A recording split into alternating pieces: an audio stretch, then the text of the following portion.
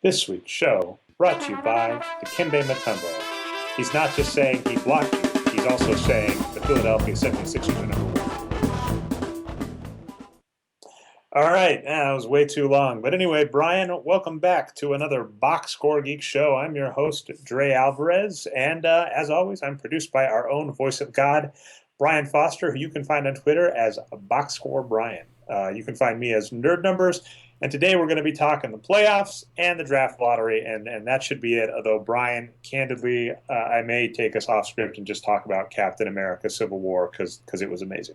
Interesting. Yeah, conference finals are going on right now. A little bit of a tough time for me, but, we've got Cavs going tonight. So, yeah, let's see how it goes. Well, I mean, let's first off get this out of the way. So what's happening right now, obviously what we're going to discuss is last night, despite being up, I think 16 at the half, the Warriors let a lead slip. And then because this is just the way the playoffs have been going, on an iffy call to end the game, Russell Westbrook may or may not have traveled. The Thunder win a heartbreakingly close game. And what I'll say is I would at least prefer that because I really want the Western Conference Finals to be exciting because I just don't think the Eastern Conference Finals are going to be that exciting, and people aren't going to like this take either. But the Cavaliers are candidly not as strong as the teams out west. So you should really enjoy these knockdown brawls between the top teams out west because the finals are not going to be, at least on paper, are not going to be as well matched. A tease for later, though. The Cavs are rising to the occasion here in the playoffs against weaker teams, like you said. But yeah. Well, that was what was surprising. So let's talk about this first article. Major shout out to commenter BPS because what BPS told me is they said, the Spurs were upset. The Spurs, one of the top 10 greatest teams of all time according to regular season point differential, are upset in the playoffs. But BPS noted that if you looked at kind of the players that they played, he said the wins per 48, they were about the same. And so what I did, and just a quick recap for you, the way the wins produce formula is we have a regression that figures out the values of the box scores for winning, and that goes into adjusted production. So ADJP48. You'll see that if you look at the players tab, if any of those other things. That's before we adjust for position. Now, the advantage we have if we know a full team's rollout is I can just say, here's the production of Team A, here's the production of Team B, and I can compare the two against each other. I don't need to worry about position adjustments. So this makes life easier, actually. I'm not as concerned with position adjustments, as Chris Paul, a point guard or a center. I'm being facetious there, of course. What I'm really just concerned with is the strength of the players that the two teams are rolling out against each other. And the playoffs are perfect for this because in a given game, you can have matchup scenarios or injuries or rest or whatever. But in a playoff series, really, you probably have both teams trying to roll out their quote-unquote best lineups against each other. And that was the shocker to me, was that the Oklahoma City Thunder arguably rolled out a stronger, set of lineups throughout the playoffs against the Spurs. Now, to be fair, they were both quite good. Based on their regular season numbers, the last round, the Thunder versus the Spurs, had the best, production, the best expected production in that round of anybody in the playoffs. But the Thunder were the slight favorites, and that to me was a bit surprising. And to your point on the Cavaliers are still not in the same level as any of the top three teams left out west. Yeah, absolutely. And we've got the graphic up here, of course, from your article. Oklahoma City 9.9 points over par with that expected playoff lineup. And what you're telling me before the show, Dre, is basically when you have two of the best five players in the league, Durant and Westbrook, when your bench gets shortened and they play a lot more minutes. Durant, he played 42 minutes, I think, in the first game, right? He played almost the whole game. That's really going to make you look a lot better when you can shorten that bench. Yeah, this was Arturo wrote this back in the day, and I include a link to it in the playoff article I did, which is Arturo's called it his half-baked theory. Arturo's never really that great at naming his stuff. I called it his playoff production post, but basically his point is if we look over the history of the NBA in the playoffs, typically teams shorten their rotation in the playoffs. And this isn't surprising. We've talked about replacement player, average, whatever. It's not a big shocker that if you play your starters a couple more minutes and play your bench a couple fewer minutes, you basically push up your expected production. And, the Spurs in recent years have had very deep benches and still managed to have very good lineups come off, even without really shortening, even without shortening their bench as much as the Thunder did, the Spurs still rolled out, a really strong lineup. And it's worth saying they took the Thunder to 6 games, 2 of them very close that they lost. So the key there being it's not a hard and fast rule. It's just to say in the playoffs, if you've got 2 of the best players in the NBA and they're going to start playing over 40 minutes, that's going to be hard for the other team to overcome. And in this case, it wasn't that the Thunder blew away the Spurs. I don't want the impression that looking at these numbers, it's so obvious the Thunder were going to win. It's just looking over these numbers, you basically went, oh, the Spurs, instead of being heavy favorites, which would be the case in all of the other series. The Warriors, heavy favorites above the Blazers. That's without Steph Curry. The Cavaliers, pretty good favorites above the Hawks, with all of their players. The Raptors, heavy favorites above the Heat, took them 7 games and all of the Heat's best players going down injured. But regardless, the only point there is the Thunder and Spurs were a much closer match than it would look like on paper if we didn't factor in playoff rotations. So I guess the next thing I have to ask is if we expect these to be the continued playoff rotations, or is that was just a one-time thing? Does it include Steph Curry or not? Because if I'm looking this time, Thunder at 9.9, Warriors at 9.1. That's like a full point difference. Yeah, that's pretty significant. Basically, I just took the minutes played for the entire series in all of these. And so that's with Steph Curry being out, 3.5 games or whatever. So we should not expect the Warriors to stay this low. And in fact, we know Curry is hands above everybody else, head and shoulders above, head and shoulders, hands down was the expression I was looking for, Brian. Hands down, head and shoulders above, the MVP. So if Curry's playing, his full minutes rotation, we expect the Warriors to be higher, and I'll recalculate this at the end of the series. But as we've always kind of said about the playoffs is that area where, regression to the mean, by the time regression to the mean catches up, the season can be over. I should point out the only 2 real upsets in the playoffs thus far were the Blazers against the Clippers. That's even factoring in the fact that Chris Paul missed 3 games. That's even factoring in the fact that Blake Griffin went uninjured. The Blazers, they won 2 games that they really shouldn't have. And, that's all the difference. This game that the Thunder have won, well, if Steph Curry gets injured or Draymond Green gets into foul trouble or some other weird thing goes on, this can be the series. So the Warriors are still the favorites, but the playoffs is this place where, in the regular season, the Warriors can get upset in double digits by the Lakers, and they shrug it off and still win 73 games. The playoffs, if the Warriors lose 1 or 2 games that they should have won against the Thunder, and then the Thunder win 2 games they're supposed to, there's the series. Yeah, boy, it's, we always get back to Billy Bean, right? My stuff doesn't work in the playoffs. Such a small sample size, even 7 games, but clearly after Oklahoma City won Game 1, they're definitely the favorites now. It's really hard to come back, 0-1 even. I mean, it seems kind of weird to me. I mean, you would expect the Warriors to be able to steal at least one on the road. So it's, and this is the team, we saw the Warriors in trouble against the Cavaliers, last playoffs as well. So there are a lot of things that people are saying. The one that you've been in favor of, and I really do like, and I want to get this up in front of me just to verify, but is the fact that, the Thunder, it's so remarkable to me that people are giving the Thunder all this credit for playing their bigs and playing traditional. And I've just shaken my head because everybody's been harping on small ball, and everybody's going, oh, they're playing traditional bigs. And one thing that kind of irks me is I've heard Cantor's defense knocked by other analysts that I respect, like Arturo, and then people are saying, oh, well, playing Cantor with Adams makes so much sense. It's good defense. So for me, this gets really weird when you want to call someone a defensive liability and then later basically say they are only a defensive liability if they play on the wrong defensive scheme. That to me seems odd because it goes, well, then they're not really a defensive liability. You're just playing them out of position. Yeah, and I've got your tweet up right now about how the Warriors were out-rebounding the Thunder in the first half. This is key.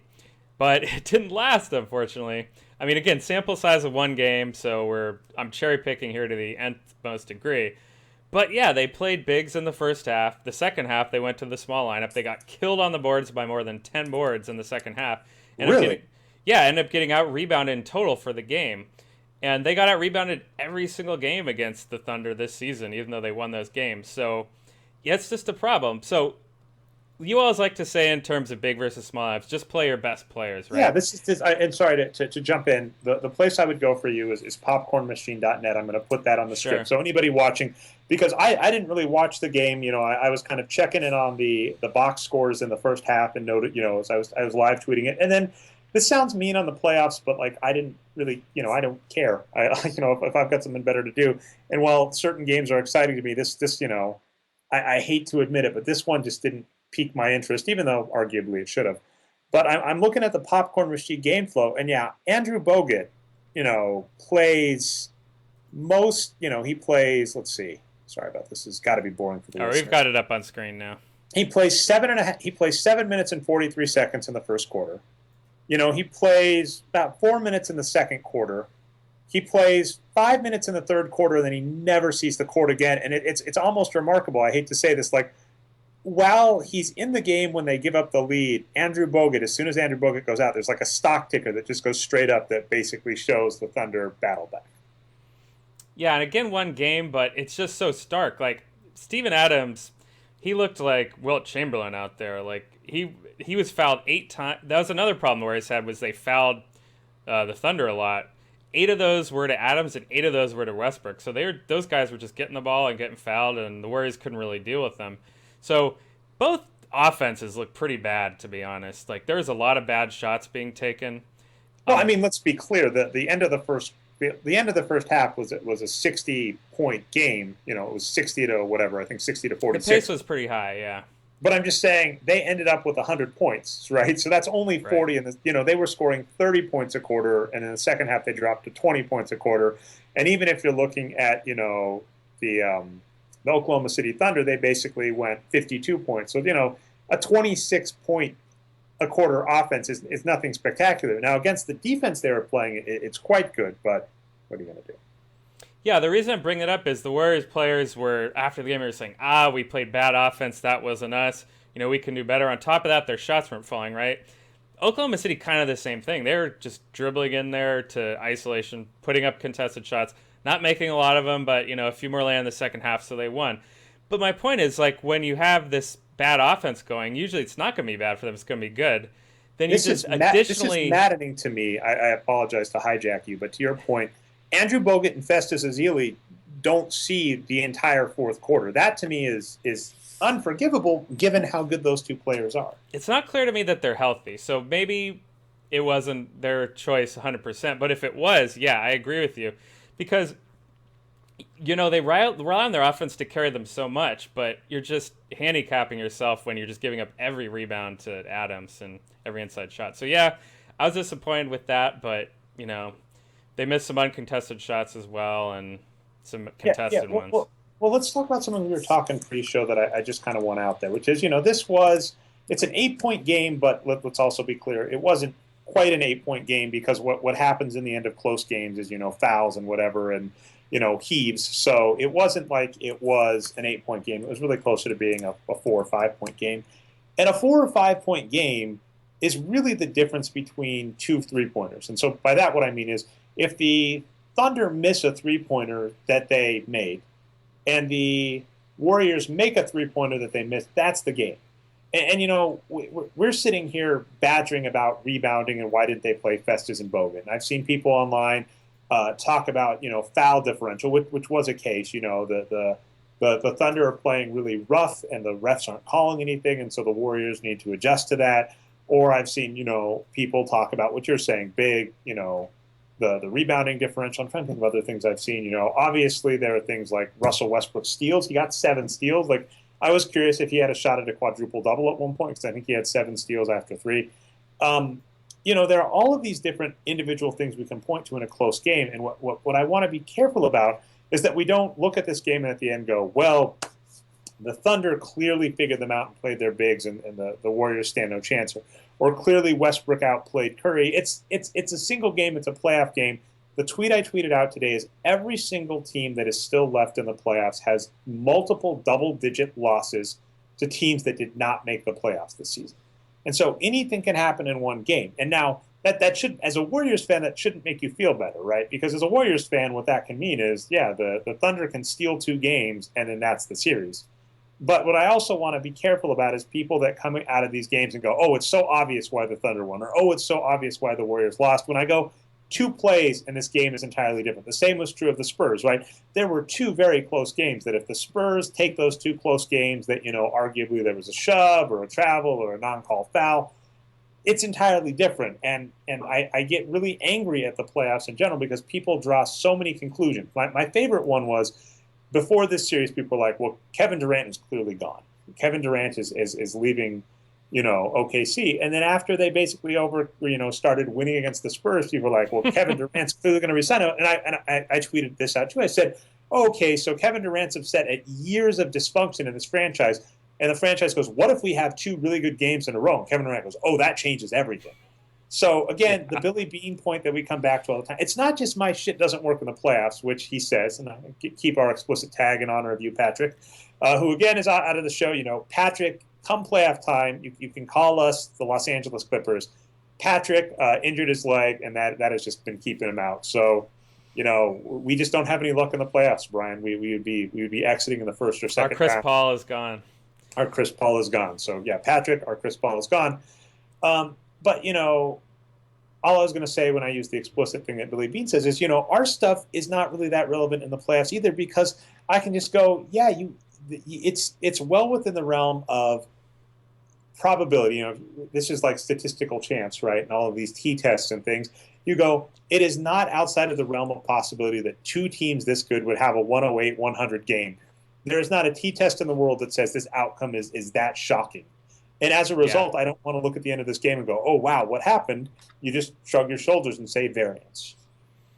Yeah, and all these teams that are left now are really good teams, let's be honest. Like, even the Raptors are not terrible. Like, they've got some pretty good players. Are the Raptors back? Because to me, that was the thing, is the Raptors should have handily handled the Heat. And it's worth noting, the Heat lose Hassan Whiteside after 3 games. The Heat go into Game 7 and they start Justice Winslow at center. I mean, this was not supposed to be a series, and the same was true against the Indiana Pacers. It was not supposed to be a series that the Heat should have taken. So the Heat played above their heads, and the Raptors played way below. So the question is, are the Raptors back? But it is just worth noting, even if the Raptors are back, and I want to be careful because at halftime at the end of last night's game, I'm tweeting about the Warriors versus the Cavaliers and how if the Cavaliers win it, it's LeBron James' Finals MVP. But if the Warriors win it, it could be any player because I'm watching the game and Clay's playing well, Curry's playing well, Iguodala's already had it before. I could even see Andrew Bogut taking it home. But so the Cavaliers are up 20 against the Raptors right now. And what I should stress is the Raptors have been playing below their regular season levels. We've been asking about that. Where is Kyle Lowry? What the heck is DeMar DeRozan doing?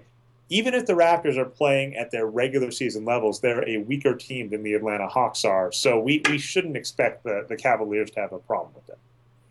Yeah, and Valanciunas is hurt for them too. So, and Carroll is. I think they're both playing again, but yeah, it's going to be really tough for them. Like that. I mean, we've been saying all year that we're kind of surprised that during the regular season anyway, people are saying the Cavs aren't that good. They haven't been playing up to their potential or whatever. They're using Kevin Love wrong. Well, maybe there's some variance going on there too, that the Cavs are actually showing who they really are and that they really have some just amazing players on that team, including Tristan Thompson, who is a starter now, and he's been great. He's been one of the best players in the league what's this fascinating is he is playing horribly in the playoffs in regards to shots. He just isn't shooting a lot, which is what you want. And that to me, I mean, yeah. I've said this over and over again. It's actually one reason I give Klay Thompson some credit, which is Klay Thompson is a really good shooter, and that's really all he does. And his numbers look worse because he doesn't shoot as much as he arguably should, but that's because he's next to Steph Curry. So there is a lot to be said for that, for a player like Tristan Thompson who doesn't need a ball on a team that arguably has 3-4 really good shooters. So there's something to that. He is rebounding well. He's not shooting well. But to your point, playing Tristan Thompson, playing the right lineup, and to the even bigger point that you said, and I think Patrick has said on a few of the podcasts past, the Cavaliers were a good team. I saw some freaking article. I love Dan Devine over at Yahoo Sports, but I just had to chuckle, where it was about a game where the Cavaliers lost to the Brooklyn Nets late in the season. and Tyronn Lue gave like Kevin Love a pep talk and said he had to be the man or something. And I looked at it, and they were like a 55-win team at that point. And I'm like, and Dan Devine said something like how Tyronn Lue saved the Cavaliers season. This was a good team. This was the best team out east. This team had multiple stars. This team was never in danger of not being a good team. So they're clicking, and we like that. But it is just really weird this season. I think it's because people are comparing them to the Spurs and the Warriors, who are the best, two of the greatest teams of all time regular season. Comparing them to the Thunder, who have Kevin Durant and Russell Westbrook, the triple-double machine. But it's kind of funny because that's the type of league the NBA is. It's always relative, right? You're not ever saying Charles Barkley is one of the greatest ever. You're comparing Charles Barkley to Michael Jordan. You're not ever saying Magic Johnson is a once-in-a-lifetime player, even though he was, because you're comparing him to Larry Bird. And this gets very interesting about the Cavaliers, that people are basically freaking out because they're going, the Cavaliers just can't take down the Warriors. And you go, well, yeah, but they're still a 57-win team with, two All-Stars. So they've got a shot, and it's just that's the lay of the land this season. Yeah, maybe this is a good time to get into the 3-point shooting article from Ian Levy that I liked. What was interesting about that to me, though, and so this was amazing.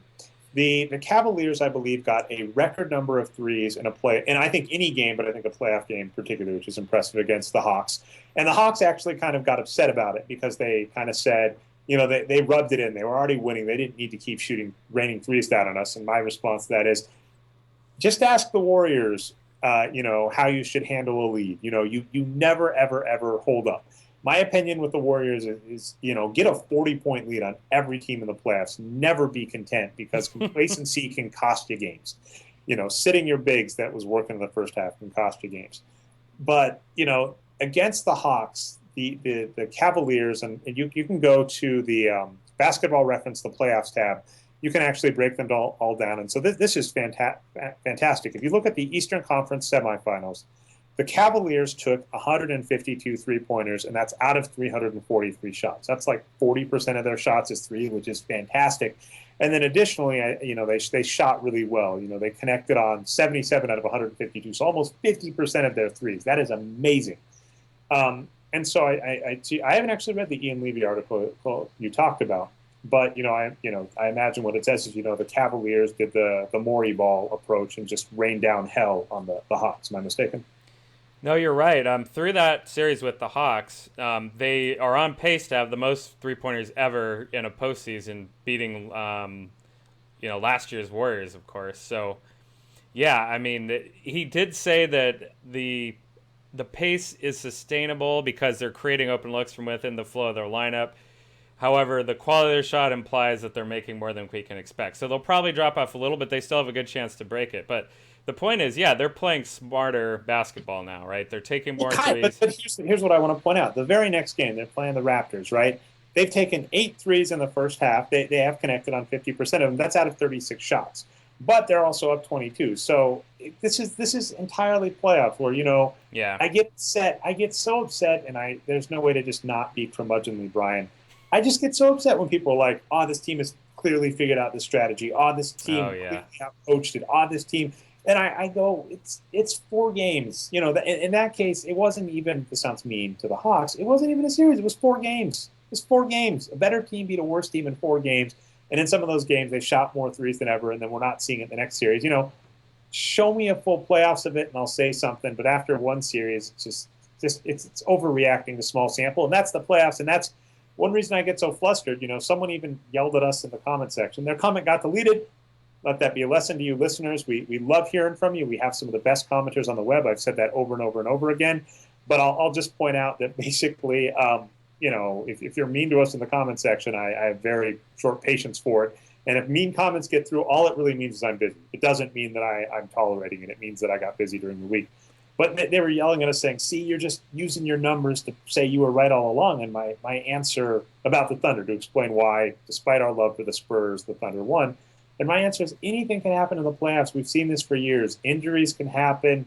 Upsets can happen. It's the playoffs, and it's fun. It's a hell of a lot of fun to watch, but it doesn't mean anything, and no one enjoys that, right? No one enjoys the fact that at the end of the playoffs, what I will say is one of the best teams in the NBA took home the title, but we cannot guarantee definitively that that was the best team. Yeah, no, that's a great point. We were talking about, point margin a little bit earlier.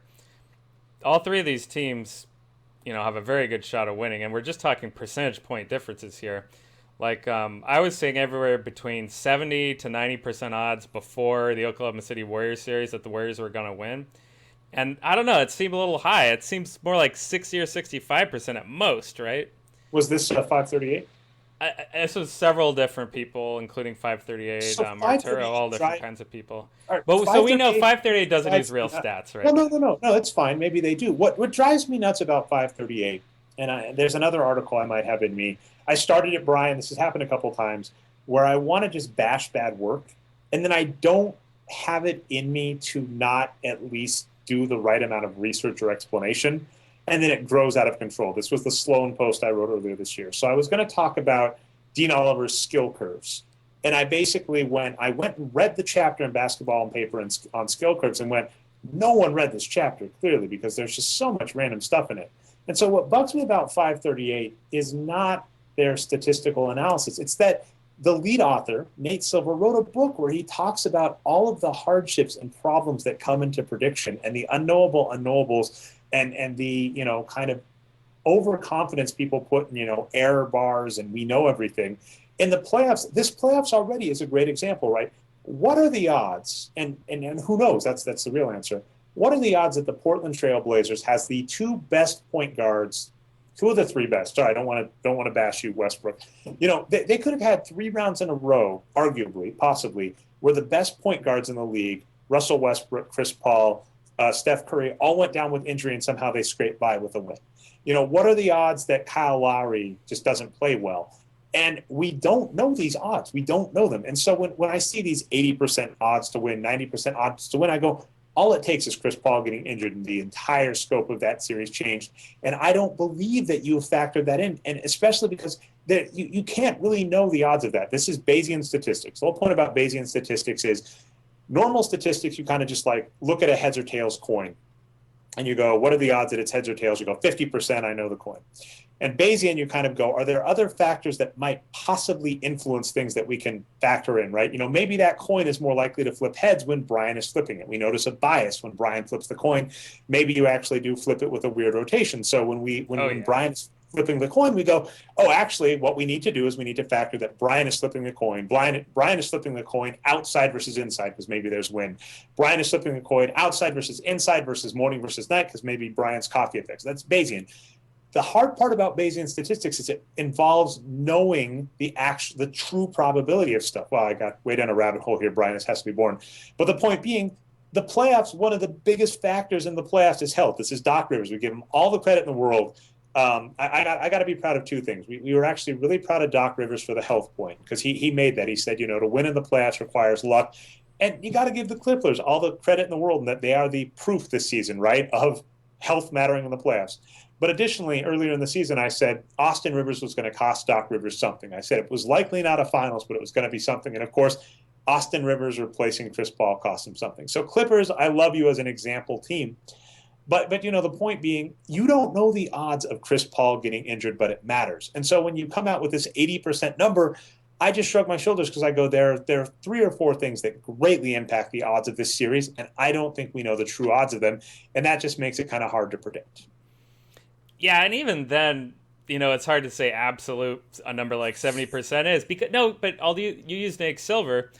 I remember when the World Cup happened. Remember we had the awesome World Cup shirt and all that, and Nate Silver I think said something like Brazil has a 60% chance to win the whole World Cup, right? In their home country, they're the number 1 ranked team. Of course, it didn't happen, right? They failed miserably. They didn't even make it to the finals. They lost.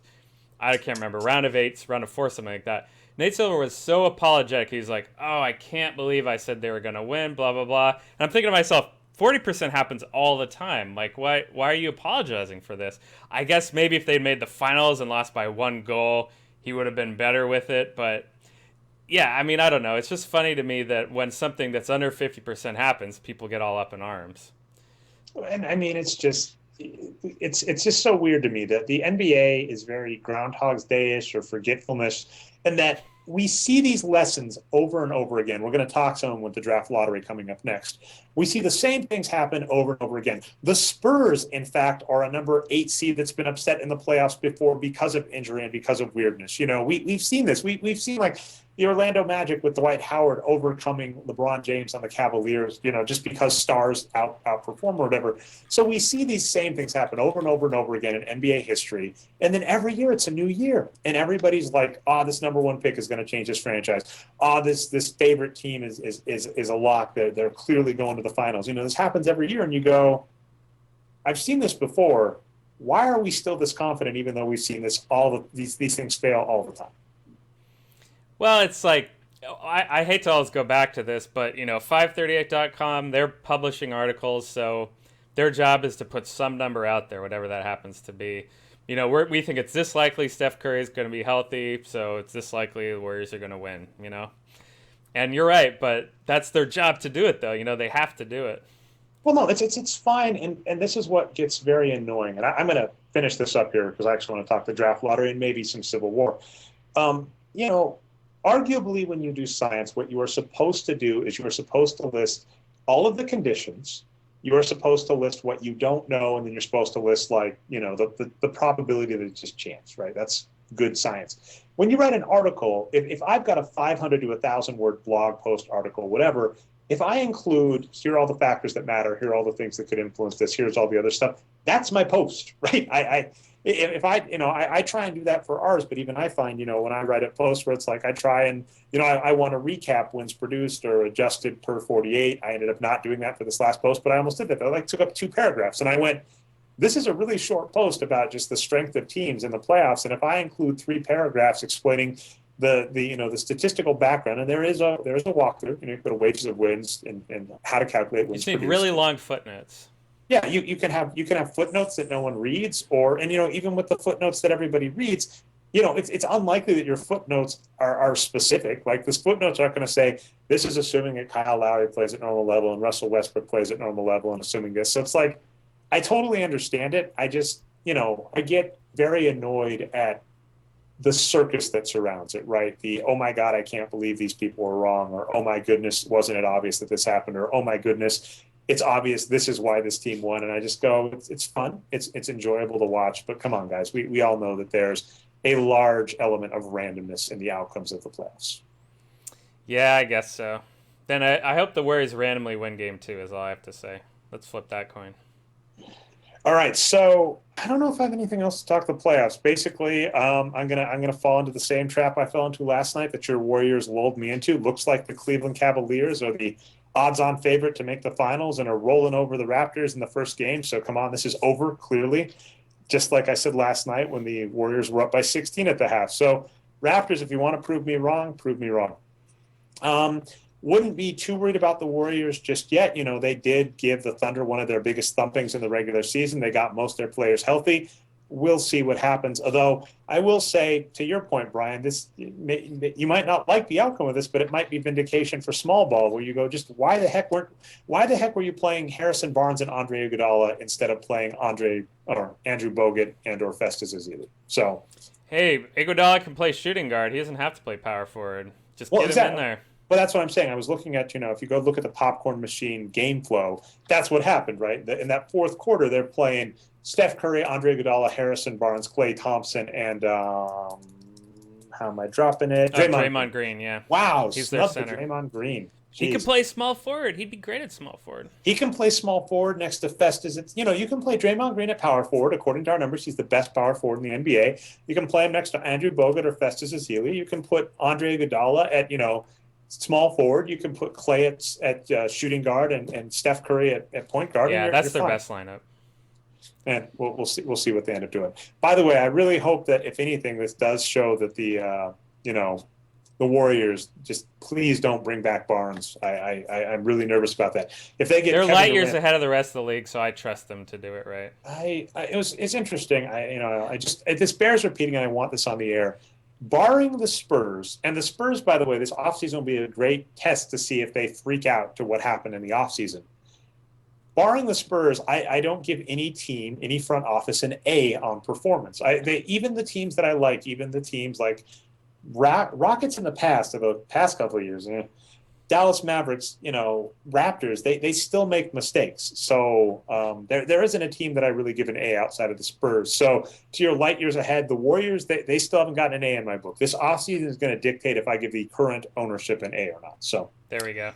we'll see. All right. So speaking of teams and plans and whatever, let's talk the draft lottery. So apparently, Dikembe Mutombo, this explains why he was so good at getting rebounds. He is a prognosticator. A few hours ago, Dikembe Mutombo said, "Congratulations to the Philadelphia 76ers for getting the number one pick." He had a animated GIF of his GIF, whatever you want to call it, of his finger wag. I guess the finger wag doesn't mean no, no, no. It means number one, number one, number one. So the 76ers get the first pick in the NBA draft, and Dikembe Mutombo knew it. And this lets us get into a lot of fun stories about the draft and fixing things. And here's the thing.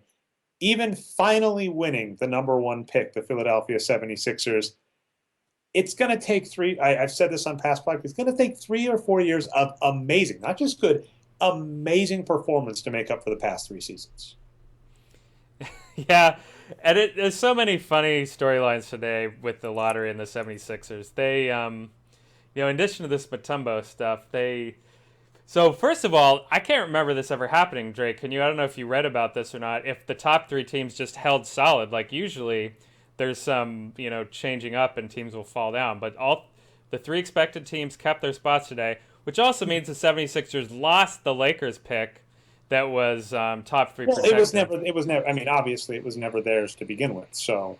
Right, but I mean, it's kind of like, well, the lottery giveth and it taketh away, to this tanking team. So is their tanking vindicated? Well, probably not. As we like to point out, let's go to Patrick's ladder here.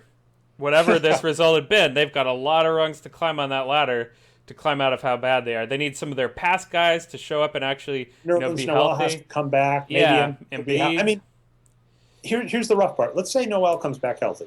Give them plus 10 wins. And Embiid comes back healthy, plus another 10 wins. And their rookie is good, plus 10 wins. And they pick up a good free agent. That could get them to 60 wins in one season, but that's requiring like 4 steps on the ladder. And Embiid has yet to see the court. And this is starting to feel more Odin-esque than it is Blake Griffin-esque, if that's an adjective or adverb or whatever. Nerlens Noel, I could fully expect him back, but 10 wins is a major swing, and 10 wins out of a rookie. Here's what I wanted to discuss. I think I put a link in the thing. What I feel is very important is to look at the Rookie of the Year voting. And I tweeted out about this because I find it amusing. But for instance, Emeka Okafor beat Dwight Howard in Rookie of the Year voting. Kyrie Irving beat Kawhi Leonard in Rookie of the Year voting. Amari Stoudemire, that's an interesting one, beats Yao Ming in Rookie of the Year voting. This is a fun one. I actually really like Brandon Roy, but let's see. Brandon Roy, is there a player that he beat? Brandon Roy beats Paul Millsap, LaMarcus Aldridge in Rookie of the Year voting. What's remarkable to me is that people forget that getting a good draft pick doesn't mean you get a good rookie. And that was the post I put out about finals MVPs a while ago. You should not expect your number one pick to turn your franchise around in a season, and it very rarely happens. And often the players that look best out of the gate don't end up being the franchise players that everybody would have wanted. It's true that LeBron James wins Rookie of the Year, but even as Rookie of the Year, he wasn't the same LeBron James as he was later. And some of the other Rookie of the Years, like this is one of my favorite ones, Tyreek Evans wins Rookie of the Year over Stephen Curry. Over Steph Curry. So it's like, yeah, I think he was better in the rookie year, though, wasn't he? Like, Tyreek Evans was great. Well, let's look this up. That's Curry took a few years, to fight through injuries before he got really good. So let's sell. We're gonna do it live here. Yeah. So you can go on Boxscore Geeks. You can go to the Players tab, put in the 2010 season, and Patrick has a Show Only Rookies button. So if you click that and then sort by wins produced, the WP column, we will see that the Rookie of the Year in 2010 was. It's fun for me. Drum roll, please. All right, we've got it up here. Drum roll, please. The Rookie of the Year was... Oh, LeBron James. Wait, I have the wrong 2010, don't I? What rookie season do you think LeBron James and Steph Curry both played? No, Steph Curry was the Rookie of the Year, but he was a... Okay, rookies only. There we go. It was Stephen Curry. Better than Jonas Jerebko. with 7, but it's worth noting that's with 7 wins, and Steph Curry this season was putting up like 20 wins. He So played a lot of even Steph minutes. Curry, even his rookie season, he's nowhere close. And to your point, it took Steph Curry. It wasn't until his third season that he's really MVP material. And in that third season, he's out injured. So he only plays 700 minutes. So it takes Steph Curry 4 years before he's really an MVP, game changing caliber player. And so for what that's worth, with all of the hype that's going into this draft, pretty much we can just look and go, yeah, the 76ers, they're years away from doing anything barring a major thing. And here's a question I've got. There are some big names going onto the free agent market, but the salary cap is going up. So even teams like even the Spurs, if the Spurs let Boris Diaw go and find a way to get rid of, say, Danny Green, or this would be remarkable, Tony Parker, they can easily afford another star. And this, by the way, this is one thing that I want to talk about. LaMarcus Aldridge is worth the contract he's on at his performance. That's an interesting way of phrasing it, and I really want to dive down this rabbit hole, Brian. What I mean by that is, had he put up the production he had in his prior years with Portland, I would say that they've wasted their money. Now, I don't think LaMarcus Aldridge played at star level this season, and you were still very skeptical. Even with some great games in the playoffs, you're like, yeah, we still don't want to call LaMarcus Aldridge a slam dunk. And I agree. But LaMarcus Aldridge was a productive player, not star level, but good level. And the skills that he has and the things, if we're looking at the fair market value to pay for LaMarcus Aldridge, the Spurs got their money's worth. And this gets very interesting because, for instance, I like players like Kenneth Faried. And the reality of Kenneth Faried is, if you pay Kenneth Faried over, $12 million a season, you've probably overspent. You didn't need to do that because the NBA is this place where you can get players like Robin Lopez and Ed Davis and, depending on the year, Tyson Chandler. You can get these players below what I would argue is market value, but that is, not market value, below their production value, but that is what the market in the NBA is. The other key part about LaMarcus Aldridge to me is he gives the Spurs two, and I hate to phrase it this way, two bona fide stars. Because the Spurs may have, Kawhi, who up until I'd say even this season wasn't considered an all-star, but the Spurs may have players like Boban or Danny Green, but the conventional people in the NBA do not view them as stars, but they will view LaMarcus Aldridge and Kawhi as a star. So when stars like LeBron James or Kevin Durant are looking for a place to go, they go, I want to play with other stars. And we've seen this before. So the Spurs this offseason are actually an appealing destination because they're a winning team with two stars. And then, there are teams like the Warriors. The Warriors have the money. So all of these teams that are much more appealing than the 76ers have cap space. Even if you're looking at the 76ers as a decent market team with lots of cap space, well, the Lakers are right there.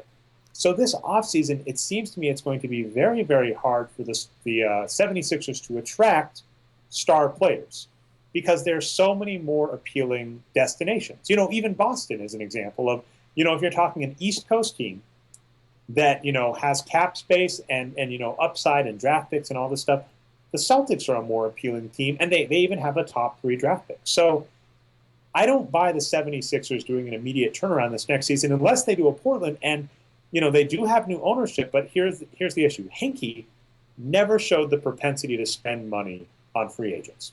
And by free agents, what I guess I would say is, mid-tier free agents. I would imagine that if Hinkie had the option to sign Durant or LeBron or whatever, he would have opened up the wallets. But he never opened up the wallets to mid-tier. Well, now they've got Colangelo, and Colangelo's history has basically been he opens up the wallet on the wrong players. So I'm not really that optimistic about the 76ers, but the couching, the economist in me, I always get that word wrong because it's economics, Brian, and then it's economist. That's very annoying. But the economist in me goes, it only takes one or two moves to fall into your lap, right? The Clippers are basically the Clippers because of Chris Paul and DeAndre Jordan. This was your point on the Warriors for claiming in articles that they're light years ahead of other teams. Really boils down to Draymond Green and Steph Curry, right? You take Draymond Green and Steph Curry off that team and then maybe a playoff team, but they're not best of all time. So it only takes one or two moves to fall into the 76ers' lap for things to be okay. I'm just saying, based on their past, I'm not optimistic about it, but then I'm being a jerk too and saying I wouldn't be surprised if somehow they end up in the playoffs next season and contending for a title in 2 seasons. Ooh, there's so much there. So let me pile on a little bit more. Well, yeah, so like the Lakers are another example. They're allegedly going to try to spend all their cap space on DeMar DeRozan and bring Kobe 2.0 in Yeah. there. Yep. So cap space, draft picks, assets, whatever, you actually have to know what you're doing and turn it into something. And yeah, we were talking about the last show, right? We'll see if Portland just stumbled upon all these good, cheap veterans in the offseason, or if they figure out how to do it in continued off seasons and, continue to get good players. So, yeah, so for the Spurs and Aldrich, I think comparing them to Curry is a great example because that LaMarcus Aldridge contract just kind of fine? Yeah, he produced at times in the playoffs. It was a lot of money. It's kind of an okay contract, but if you have a team full of okay contracts, right, that makes you an average team in the end. So the Spurs were winning with their exploitative contracts, right? Let's just point out they have Kawhi. They have one of the top 3 players in Yeah. the NBA on a much below market value. So the annoying reality is they can fill up the rest of their roster and they've done this in the past, right? Their bench is always deep. They can fill up the rest of the roster with average picks, and if they've Yeah. got a team of average players plus Kawhi, a team of average players plus Kawhi is a contender. Yeah, because a lot of max players are very exploitative in the team's favor, right? We've always said LeBron James is one of those players. Kawhi Leonard, for sure, produces far more than a max contract. He's one of the best players in the league, right? And all their old guys, too, playing for cheap money. Former Hall of Famers who are diminished, but are still pretty good. A lot of great contracts on the Spurs, right? So if they add an average contract rather, they can, still do fine. I'd argue that if you really want to nitpick, it wasn't bad for them, but it wasn't as good as it could have been, right? So let's go over to the Warriors and Curry. The Warriors aren't in this position now because they drafted Curry. He's not in his rookie contract anymore, right? Just like you said with LeBron. They were able to build a little bit of something up and then convince him to stay for an extremely exploitative contract. The biggest team favorite contract in the whole league, right? That's how they're doing it right now. They got lucky that he was injured in his 3rd year. Yeah. If Curry, because that's the point. That year is, Curry was following the age curve just fine, and he's exploded past it. But the fact that he got injured in his 3rd year is huge. And I mean, you could even argue Hassan Whiteside. It's really going to be interesting for the advantage that the Heat might have now that he got injured in the playoffs and they ended early, because that's going to make his market value drop a little. Maybe I still think he gets a max contract unless there's major damage, but if you're healthy in a contract year, that's hugely important. And so that's what's funny is the Warriors. A big part of their success is that Curry was injured in his 3rd season, and so they tank and get Barnes, which whatever. But the advantage of tanking getting Barnes is they get another pick, and that 3rd pick turns into Draymond Green. So much of where they're at now is because Steph Curry's ankles were bad in his 3rd season, and it's very hard for me to go, well, that was clearly smart planning on your part, as much going, you just had a very opportune season. And as we've kind of pointed out, that can happen to any team. Yeah, and as I like to point out, they were light years ahead. And for those who don't know, this was from, I think, New York Times, New York Post article about Joe Lacob and the ownership group, where he claimed they were light years ahead of the league. And I've been making fun of it a lot because I think it's ridiculous. But anyway, yeah, if they were light years ahead, they would have taken Draymond Green with the 8th pick overall, right? They wouldn't have let 3 picks go by. I've said this before. I've got no complaints about Draymond Green, but that's where you have to be careful. You go, man, Draymond Green is playing amazing for us. Draymond Green is a huge part of our success. There is not another player like Draymond Green in the league right now, and that's huge. And you go, he fell into our lap. It's like we had a smart process, but that smart process did not guarantee us a Draymond Green. That smart process got us a Draymond Green, and we got absurdly lucky that it turned out as well as it did. Same exact thing is true of Steph Curry. We picked Steph Curry. Our former owner or GM or whatever really likes Steph Curry. Maybe there's a good process, but we got absurdly lucky that we got one of the greatest scorers of all time in Steph Curry. So that's the important part is all of these teams that, are going to be talking in the future about their success have to point out there is a large component of becoming a contender that is luck. That is Kawhi. We loved Kawhi. We thought Kawhi was, I think, the 2nd best player in the draft behind Kenneth Faried. And, the Spurs traded up for him. Clearly they agreed.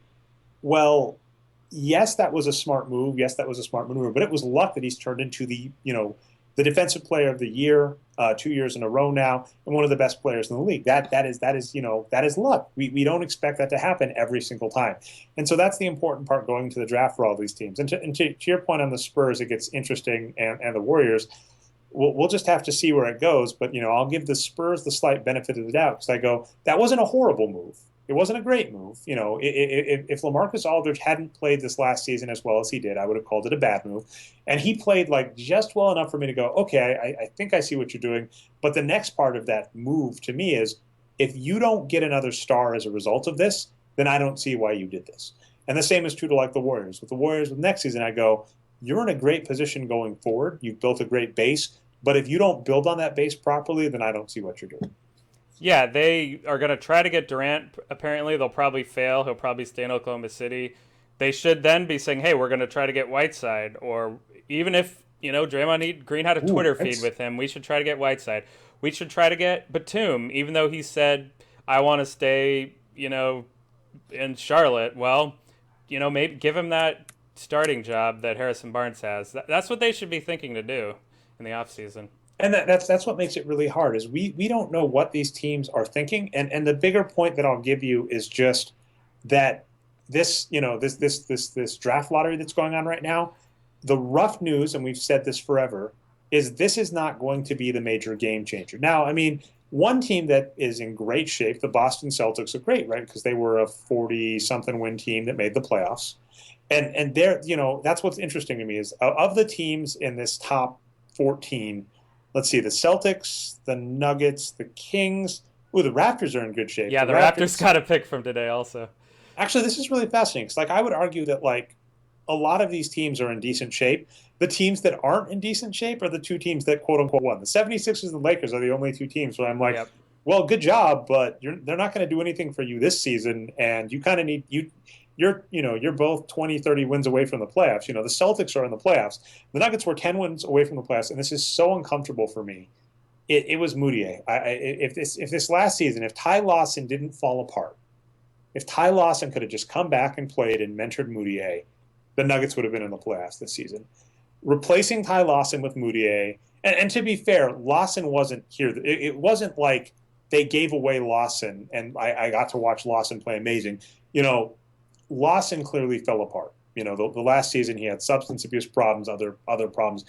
And it's rough for me because Lawson's one of my favorite players. And, Lawson's kind of gone the way of Steph Marbury, where Lawson's gone, or at least seems to be gone. And this, again, predictions are hard. That's the theme of the show. I just wouldn't bet on him being back in the NBA. So it wasn't like the Nuggets, gave away Lawson for nothing. It's like the Nuggets went, oh, crap, Lawson's gone off the deep end. He can't stay here. And even if he could, its odds are he can't. And we've talked about this before, the putting the franchise on a player's back before they're ready. Moutier wasn't ready, and he was legitimately on a playoff team. So that's the rough part to me is if the Nuggets had a point guard and had Moutier in the wings, and that was their position going into the season, and they kind of got screwed. But if Moutier shows some improvement, the Nuggets get a decent point guard. They're in great shape. The Celtics are in great shape. Pelicans, if Anthony Davis comes back, are fine. The Minnesota Timberwolves, of course, we love them. But that's what's funny to me. Everybody's saying you need the top two picks, and the teams with the top two picks are the only teams on this list that I actually have very little faith in. Yeah, and I'd say it has even more to do with just who's running those teams now than anything.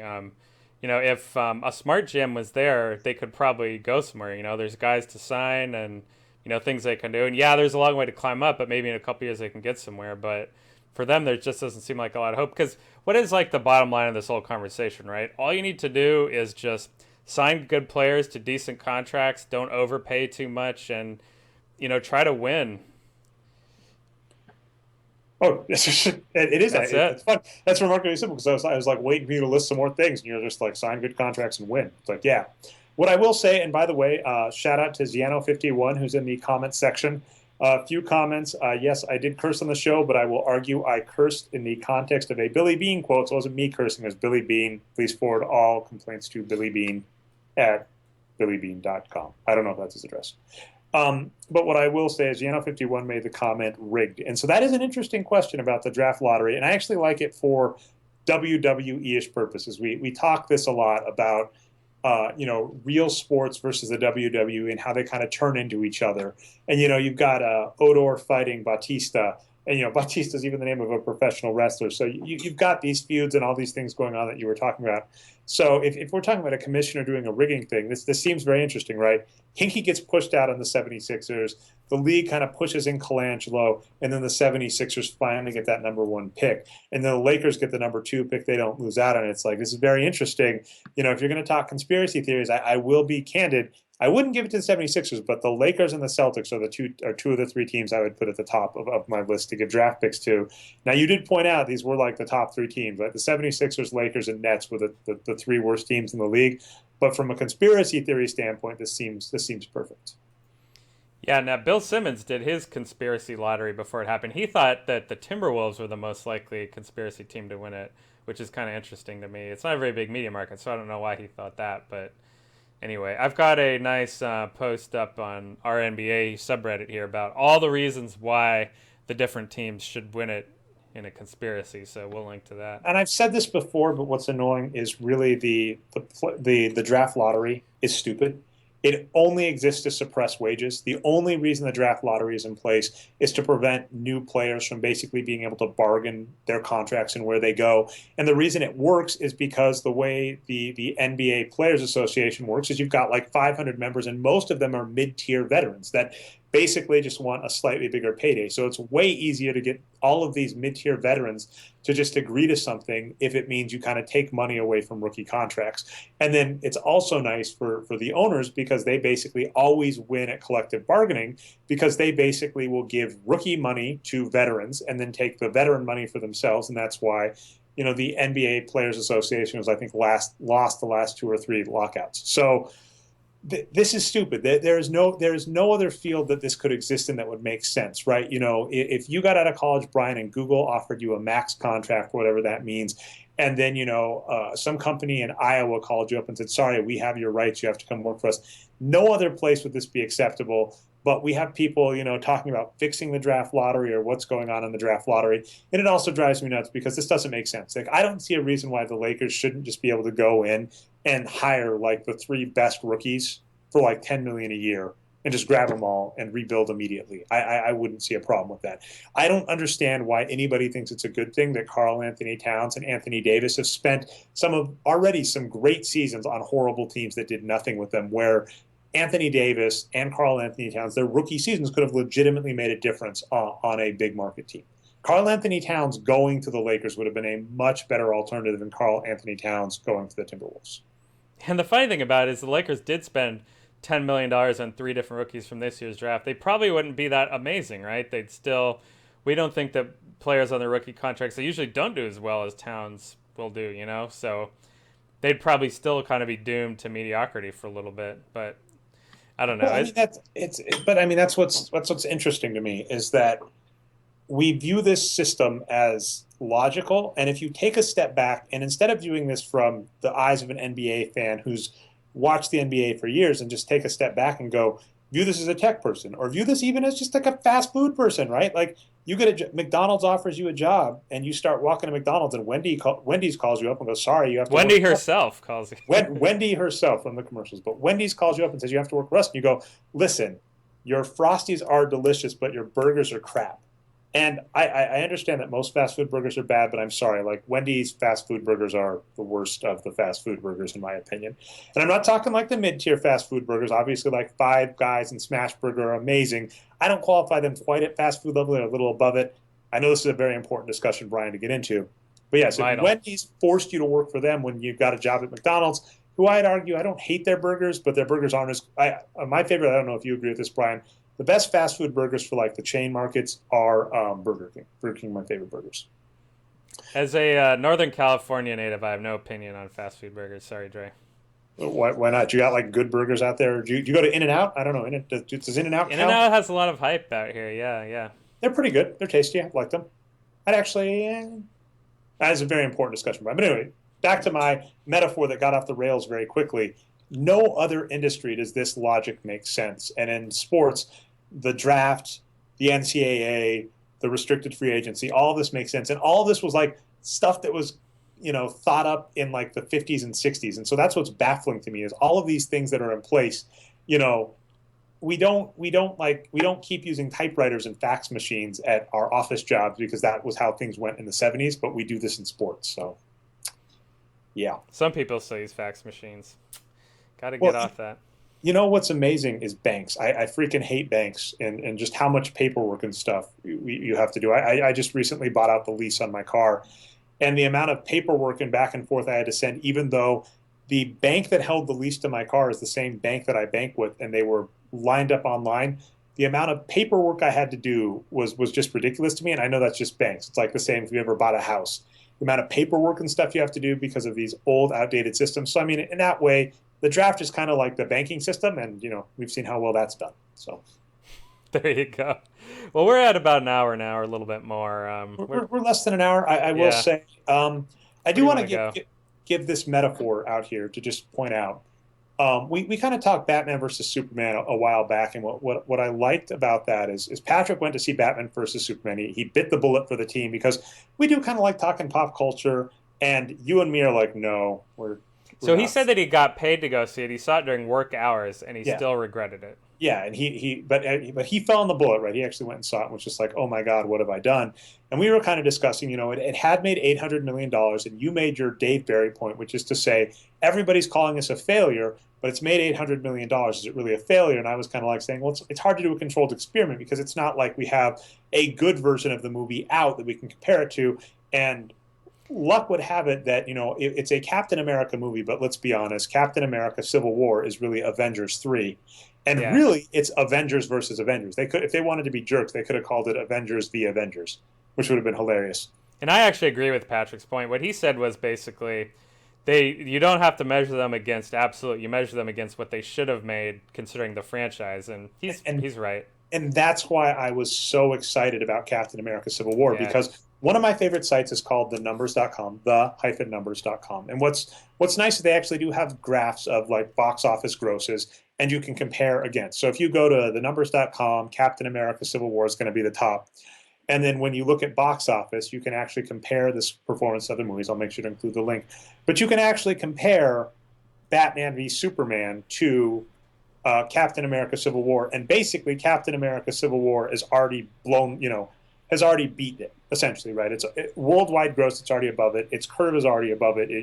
Even when we expect it to plateau, it's going to be higher above it. So what I really loved about this example is it basically said, if you have a good V movie out there, would it have done better? And the answer is yes. And we could even make the argument that Batman and Superman are bigger properties than, Iron Man and Captain America and Falcon and all this jazz. But so I kind of like this as just a controlled experiment. So it's not really related to anything except to say, hey, that's kind of cool. And it brings me back to a point that people bring up, like the Knicks are one of the highest valued franchises in the NBA. And the reason they're so high is they're like in the biggest media market. And you basically go, if the Spurs were there, they could be even better. And it's the same kind of point here. Batman v Superman made its money back easily with toys and marketing tie-ins, was a financial success. But you compare it to what could have happened if they had just released a good movie, Captain America: Civil War, and we can already see it. And it's very rare that we get these like real world controlled experiments so close to each other. So that just kind of tickled me pink. I guess that technically counts as an elongated shout out. Nice. And I don't know. Do you have any nerd movie type stuff to say on the movie, or just the box office? Okay, so some random just filler thoughts. So I'll get my thoughts out here, and then we don't have to do a full podcast on it, Brian. Unless like EJ Fisher, I'll talk about him in a second too. Or Patrick's like, we need to talk about Captain America: The Civil War. Nebula Award nominated E.J. Fisher. A Tiptree winner, award winning There you person go. too as well. So we'll get to him next. Sorry about that. But anyway, so when we talked about Star Wars on the show, like I talked about it for a few minutes, and EJ Fisher and Patrick are like, no, we need to have a full show on this. So no That's guarantee right. that doesn't happen. But Captain America: Civil War, a few comments. It's remarkable to me. This is very old hat at this point, but they did such amazing character development with Black Panther and Spider-Man. And I got to give you full comments, Giano51 in the comment section who brought up Black Panther. But basically, we've had all these movies the DC universe has thrown together, right? The Superman movies recently, the Spider-Man movies from not Marvel, from Sony. And what's ended up happening is they're basically origin stories, and they're so boring and so terrible, and people are like, oh my god. And the fact of the matter is, Captain America, in spite of the fact that it was really a Captain America movie, was able to deliver in like 20 minutes, is I think what people are saying, such an amazing introduction to Spider-Man, a new Spider-Man, and such an amazing introduction to Black Panther. And it just shows like you don't need to spend an entire movie trying to explain to the audience why I'm supposed to care about Peter Parker. You can do it in 20 minutes and then do it in the midst of good storytelling. And like one thing I want to say about Spider-Man, I've seen some people comment, they were like, man, he was so annoying. And what I loved is that's actually his character. Like in the comic books, one of the things old school Spider-Man does is he annoys the villains because he talks too much, something near and dear to my heart. And the point should be Spider-Man's not like secretly clever to the audience, right? The readers, and annoying to the villains. He's supposed to be annoying. So I thought Spider-Man top notch. Everybody said this. Spider-Man was amazing. Black Panther was amazing. And basically Marvel's showed, and I hope more people learn from this, you don't need to spend a full freaking movie introducing a new character. You can just throw that character in, do some very rudimentary character development done well, and just throw them into action. You know, like his second scene, this is in all the trailers, so I don't count it as a spoiler. Like his second scene is him showing up and using his web slinger to grab Captain America's shield. So amazing stuff. That's all I really got. I think it's one of the best superhero movies out there, and I'm kind of glad that it came out right on the tails of Batman v Superman. The joke comment I made on Twitter was I was like, there's some executive that was at DC saying, you know, maybe the market's just kind of soured on fans that want to see, you know, high-name superhero versus movies. And I was like, well, all right. So but I think that's all of my comments on it.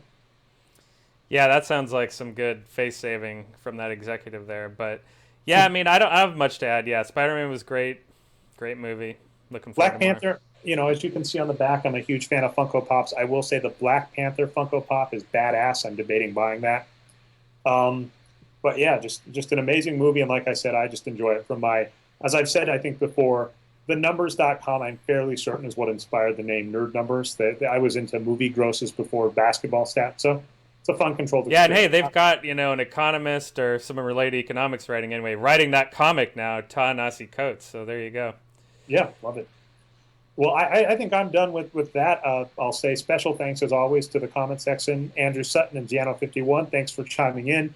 I agree, Andrew Sutton's last point that we were just talking about, you know, the DC universe. I don't care about how Batman's parents have died. Andrew, I'm going to blame you. I'm going to go a little long on this as a result. It's worth noting that the three, I would argue, most successful examples of Batman.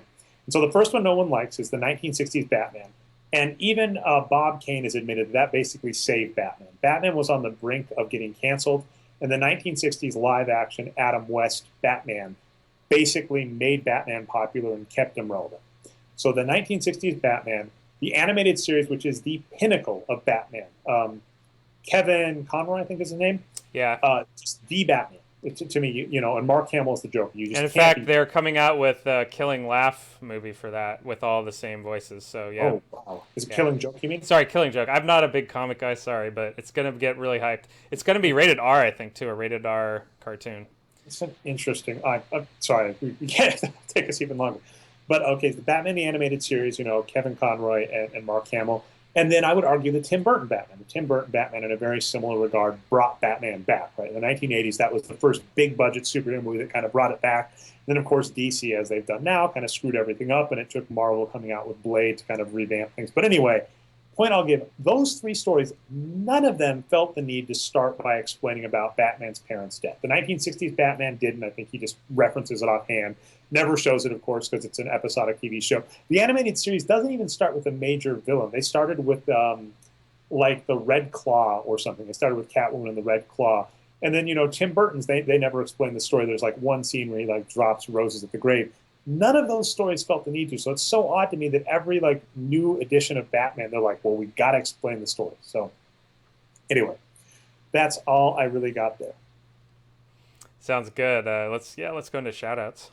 All right, so obviously, Batman versus Superman versus Captain America: Civil War is my first shout out. The other two I got fun ones. I actually got to see Dave Barry give a presentation at the University of Chicago on money. It was like a Moneyball thing, and it was very enjoyable. Got to meet him in person. That was fun. And then on the same trip in Chicago, E.J. Fisker, Tiptree winner for The New Mother, and Nebula Award nominee. He told me he had no shot of winning a Nebula Award. But because he won the Tiptree Award, he was just so